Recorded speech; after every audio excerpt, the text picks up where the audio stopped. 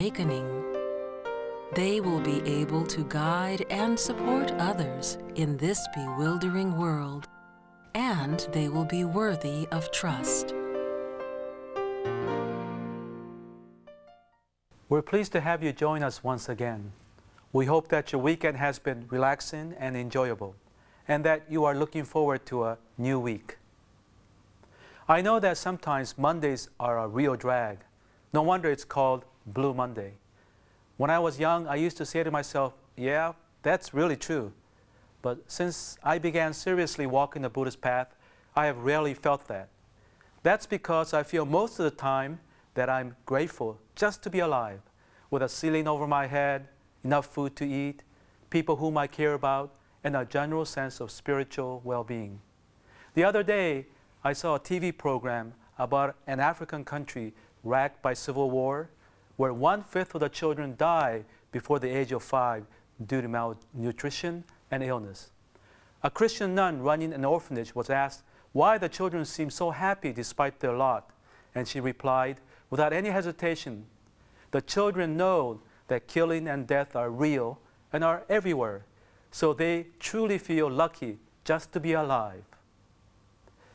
In my view, this phrase, just to be alive, is related to our ongoing discussion of the Four Noble Truths.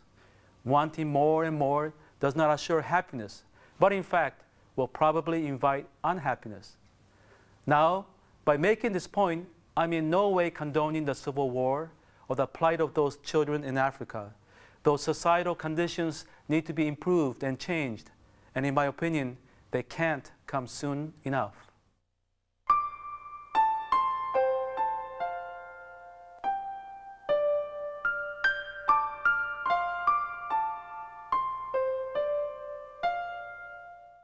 Today, we are pleased to have as our guest Reverend Kodo Matsunami. He is a priest of the Jodo School and a university professor teaching religious studies. Reverend Matsunami has written numerous books encompassing both academic and popular genres. One of his published works is on the Dhammapada, one of the Buddhist classics that contains the sayings of the Buddha. Other impressive writings include Light in Dark Times, 108 Wise Buddhist Thoughts, and Buddhist Sages Speak on Dealing with Today. In the second book, there are short chapters such as For People Greedy for Money and For People Who Cannot Feel Grateful for Being Alive.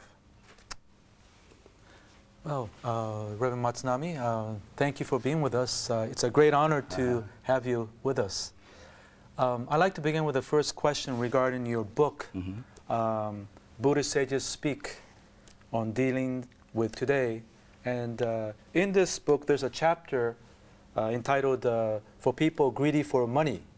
What is your advice for people with that kind of problem in the context of Four Noble Truths? Well, let me take an example. I happen to know an old man who passed away recently. I see. He had practically nothing when he started his business. He went around town to collect second-hand articles, and he was obsessed by money. And he would often say, without money, we can do nothing. Money is everything. A lot of people like that. Yes, he neglected his family life. And with the accumulated money, he purchased land and became a millionaire. And yet, he continued to live in a very small house. I see. Then this old man died suddenly due to a heart attack. Immediately after his death, his sons, who had not seen him for a long time, rushed to the father's house to attend the wake service. It was thought that they had come to pay their last respect. On the contrary, they called over the inheritance, even going so far as to argue in front of their father's remains.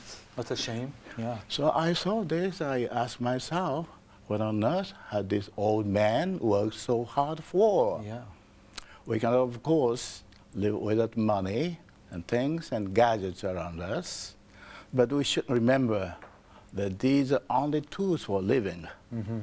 I understand our desires for more and more things, but time has come for each one of us to reconsider what true happiness is all about. That's right. I believe that what's most important is that things as love, trust, health, freedom, friendship, and peace of mind. None of which we can buy with money. Well, your story about the old man, the greedy man, is very instructive. In that connection, there's a well-known scriptural passage that says, don't be greedy and realize instead that you already have enough. Can you comment on this? Well, let me see. So once we cross the line of moderation, nothing good can happen. When we do whatever we want, forgetting that we live in relation to others, then we cross a line into excess without even noticing it. Then we have to pay a price. If we drink too much alcohol or eat too much, then we'll be tormented by drunkenness and stomach ache. Yes, I've done that a couple times. If we blame others without considering their feelings, then people will feel anger toward us. I'm not saying that it is best to tolerate adversity, only that you should ask yourself, am I doing too much or am I going too far? If the answer is I might be, then consider it a red light. And for the sake of yourself and for others, exercise enough self-control not to cross over into excess. Thus, you should ask yourself too much, one-sided, immoderate. If the answer is yes to any of these three, don't wait for someone to criticize you. Create some space to carefully reflect on your actions. Some people say that Buddha is overly concerned with suffering. But, I say that he was honest and clear about his mission. For he made pronouncements, in effect, I speak about suffering, its cause, and ways to overcome it, and nothing more. Then he uses this famous metaphor of the man with a poison arrow. Can you comment on that parable? Yes, the story of the man with the poison arrow goes something like this. Suppose a man was pierced by a poison arrow, and his relatives and friends got together to call a doctor to have the arrow pulled out and the wound treated. However, the wounded man objects, saying that, wait a minute, before you pull it out, I want to know who shot this arrow. What was the bow made of? Was it a big bow or a small bow? Was it made of wood or bamboo? Before you pull out the arrow, I want to know all about these things. Then what will happen? The poison will have time to circulate all through his system, and the man may die. So the first duty is to remove the arrow and prevent its poison from spreading. The Buddha's teaching contains what is important to know and practice, and not what is unimportant. That is that it teaches us that we too have been pierced by an arrow, so we must take it out immediately. We must learn the teaching and practice of it. It's a practical way of life rather than a theoretical understanding of life. So it's practical. So in effect, we have the arrow pierced within us. Isn't that right? That's what right. Reverend Matsunami, one question that I have is, what do you say to people who say that suffering is not something that is done unto oneself only, but also caused by other people and social systems, and natural disasters like typhoons, earthquakes, and tsunamis? Maybe an answer is to be found in the now famous phrase that I found in a public restroom, of all places. It went like this. Difficulties are inevitable, but suffering is optional. Kind of humorous, but what do you think about that? As you said, the phrase difficulties are inevitable, but the suffering is optional, is saying that it's up to us as to how we deal with the situation that we are confronting now. What is important is our action in response to the difficulties. When we are wounded and are in pain, we have to first of all get immediate medical treatment for the wound. So our everyday life is just like driving a car. While driving, we have to always watch out at every corner in all directions and steer the car by adjusting the accelerator and brake pedals. If there is a stumbling block ahead of us, we have to either stop or remove the block or go around it in order to avoid an accident. Therefore, first of all, we have to have an intuitive and well-controlled mind and take appropriate action. The Buddha instructed us that absent-minded or delayed action would lead to grave results. Well, thank you very much, Nami. Really appreciate your thoughts and comments, helping us to elucidate the Four Noble Truths. Yes. Thank you for your time. Yes, okay. I hope this insightful discussion has helped everyone to gain a better understanding of the Four Noble Truths. Please join us again next week.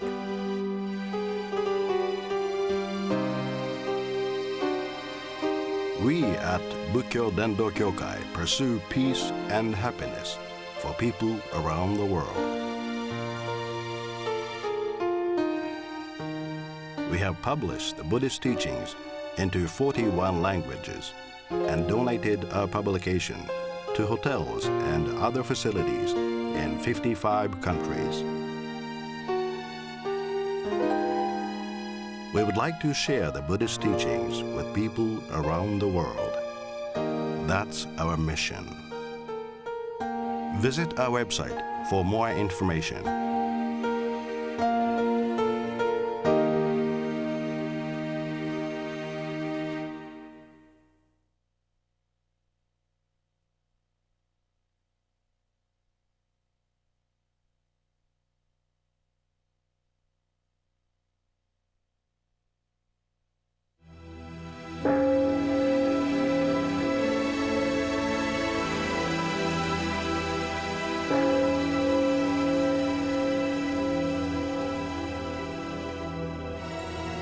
Buddhism is a world religion founded by the Buddha in ancient India.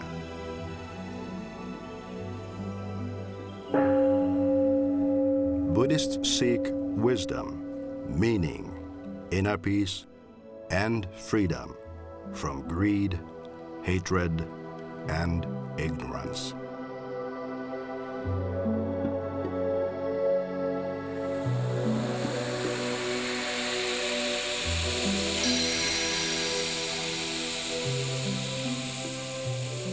Mutually sustaining life, a Buddhist call to a troubled world.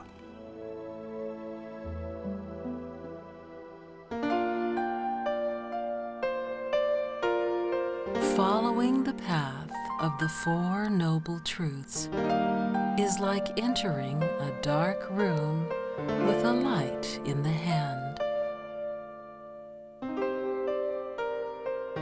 The darkness will all be cleared away, and the room will be filled with light.